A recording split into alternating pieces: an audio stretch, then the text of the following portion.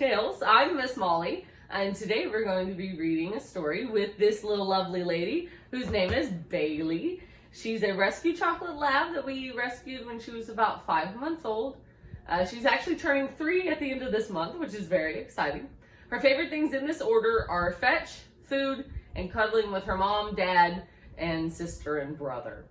But today what we're going to be reading is actually a YA novel by Micheal Scott, and it's in the series of The Secrets of the Immortal Nicholas Flamel.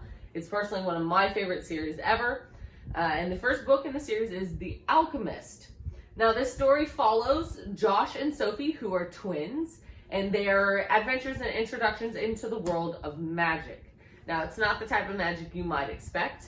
It's going to be a bit surprising, and you get to meet a lot of interesting and wacky characters along the way.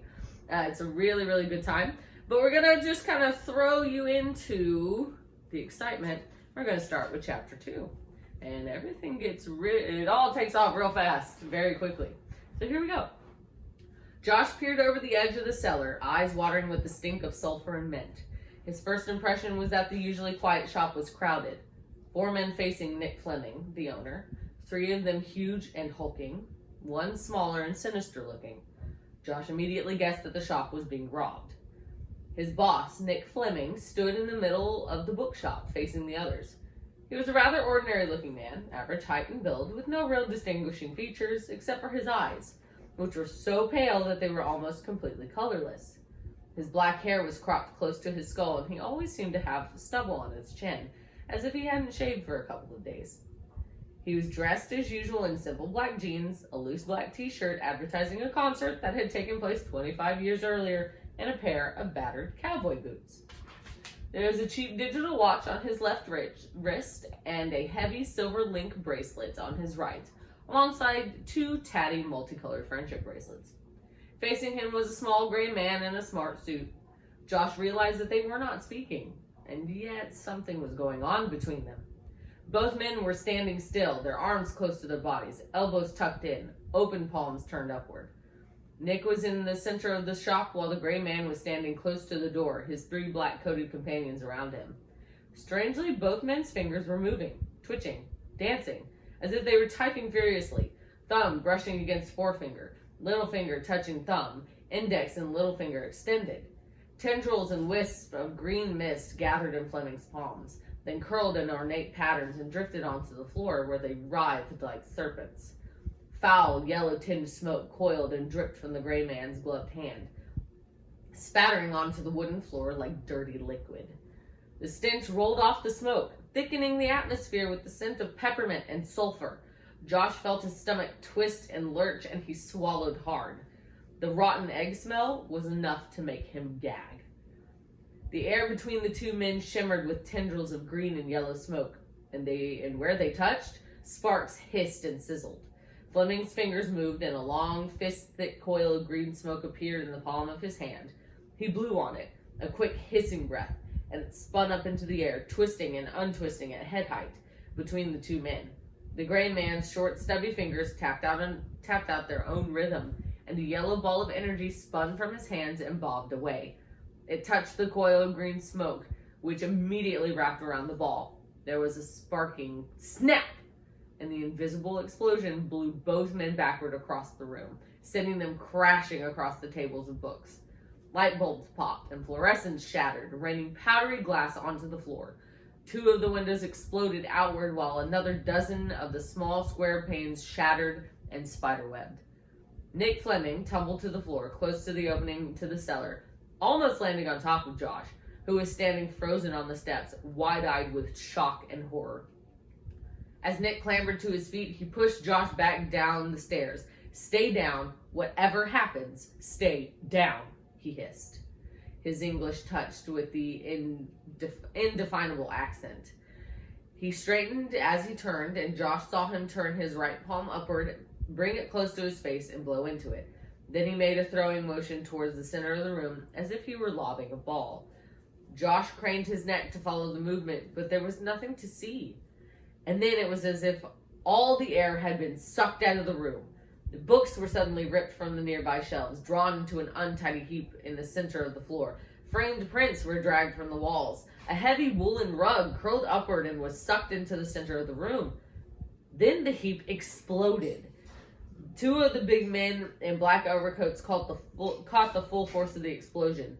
Josh watched as books, some heavy and hard, others soft and sharp, flew around them like angry birds. He winced in sympathy as one man took the full force of a dictionary in the face and knocked away his hat and sunglasses, revealing dead-looking muddy gray skin and eyes like polished black stones. A shelf of romance novels battered against his companion's face, snapping the cheap sunglasses in two. Josh discovered that he, too, had eyes that looked like stones. And he suddenly realized that they were stones. He was turning to Nick Fleming, a question forming on his lips when the boss glanced at him. "Stay down," he commanded. "He's brought golems." Fleming ducked as the gray man sent three long spear-like blades of yellow energy across the room. They sliced through bookshelves and stabbed into the wooden floor. Everything they touched immediately started to rot and putrefy. Leather bindings snapped and cracked, paper blackened, wooden floorboards and shelves turned dry and powdery. Fleming tossed another invisible ball into the corner of the room. Josh Newman followed the motion of his boss's arm. As the unseen ball sailed through the air, a shaft of sunlight caught it, and for an instant he saw it glow green and faceted, like an emerald globe. Then it moved out of the sunlight and vanished again. This time when it hit the floor, the effect was even more dramatic. There was no sound, but the entire building shook. Tables of cheap paperbacks dissolved into matchwood, and slivers of paper filled the air with bizarre confetti. Two of the men in black, the golems, were slammed against the shelves, bringing books tumbling down on top of them, while a third, the biggest, was pushed so hard against the door that he was propelled out onto the street. And in the silence that followed came the sound of gloved hands clapping. "You have perfect technique, I see, Nicholas." The gray man spoke English with a curious lilt. "I've been practicing a lot, John," Nick Fleming said, sliding toward the open cellar door, shoving Josh Newman farther down the stairs. "I knew you would catch up with me sooner or later. We've been looking for you for a very long time, Nicholas. You've got something of ours, and we want it back." A sliver of yellow smoke bit into the ceiling above Fleming's and Josh's head. Bubbling, rotten black plaster drifted down like bitter snowflakes. "I burned it," Fleming said. "Burned it a long time ago." He pushed Josh even farther into the cellar, then pulled the sliding door closed, sealing them both in. "Don't ask," he warned, his pale eyes shining in the gloom. "Not now." Catching Josh by the arm, Nick pulled him into the darkest corner of the bookstore cellar, caught a section of shelving in both hands, and jerked it forward.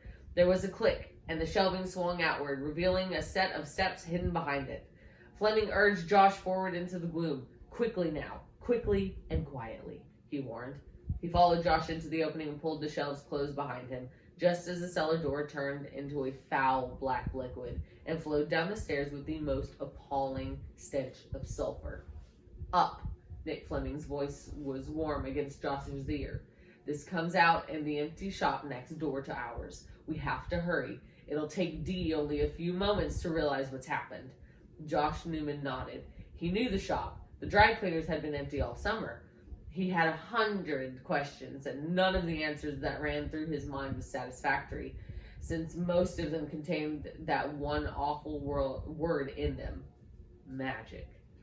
He had just watched two men toss balls and spears of something, of energy, at each other. He had witnessed the destruction those energies had caused.